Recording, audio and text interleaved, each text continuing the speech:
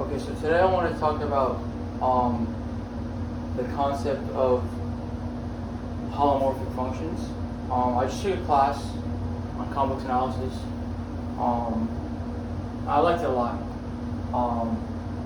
and I think I understand this concept decently well enough to try to explain it to somebody else.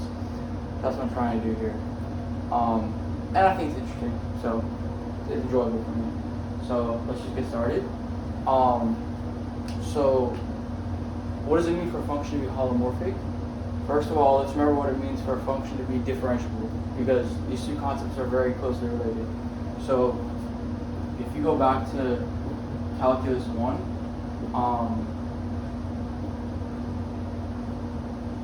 let's just say we have a function, this.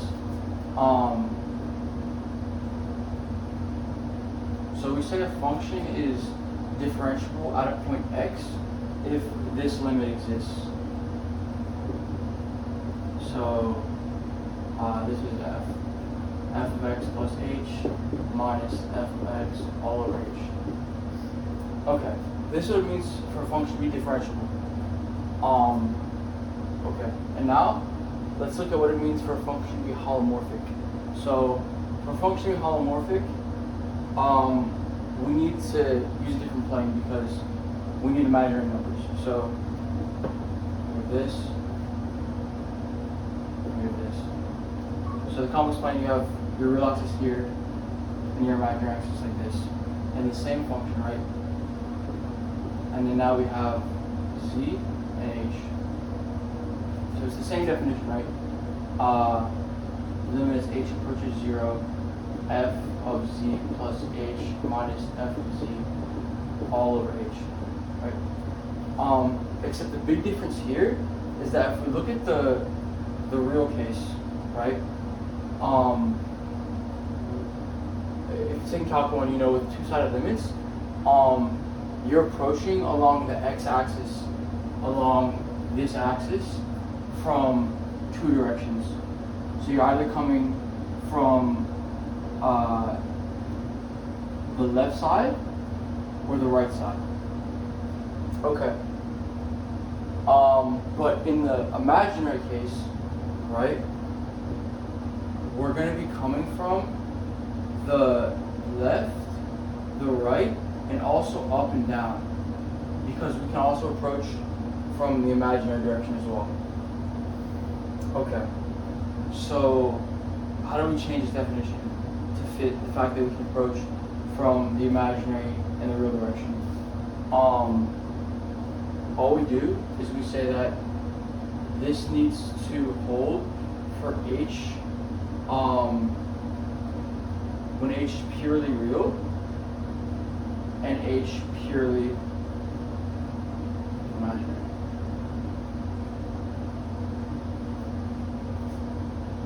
So that's all. That's the only difference. So they're very close related concepts, except we're just considering a broader limit in the complex case, because now we have complex numbers with an imaginary and a real part instead of just the real part.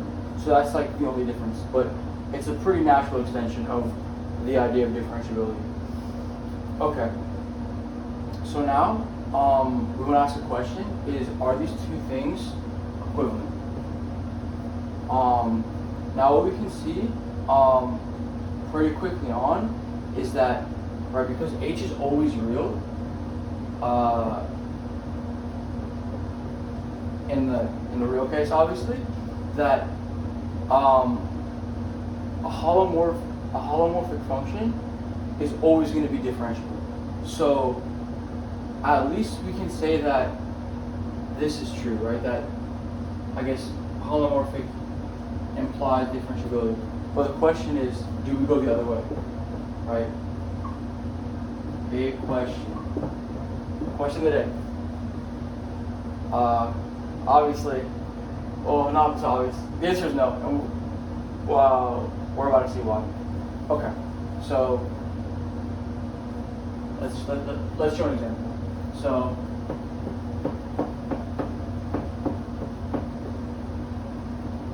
here we go.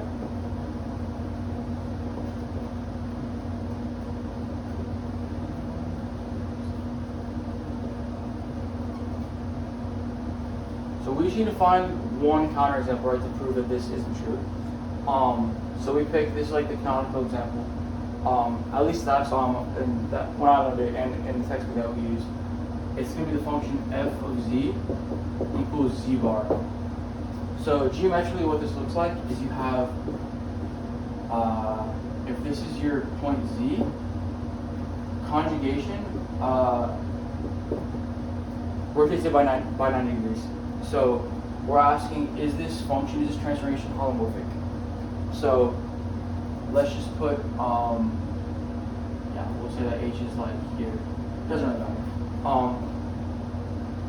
So now we want to check the definition, right? So limit h approaches 0, f of z plus h minus f of z all over h. And we need to check the real and the imaginary case. So first, let's check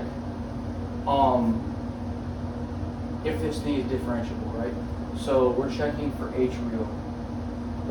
So this is differentiable. Okay. So we just evaluate this limit, right? So limit as h approaches 0, z plus h minus z bar all over h. And now this is equal to, right, we know that conjugation distributes over plus. So we have z bar plus h bar minus z bar all over h. These things cancel. And now we're left with limit as h approaches 0 of h bar over h. Right? So when h is real, we know that the conjugate of every real number is just a real number. So we'll just repeat that. If we have some r that's real, then r bar is equal to r. Okay. So this is going to be h, we get 1. So because this limit exists, we say that z bar is differentiable. So is differentiable. Okay, but is that holomorphic? So we take this same, right? So we can just start here again. Because we didn't use h to be real or imaginary until this point. So we can just take the same limit from here. So now we say, okay, limit h approaches 0, h bar over h, but now considering h imaginary, purely imaginary.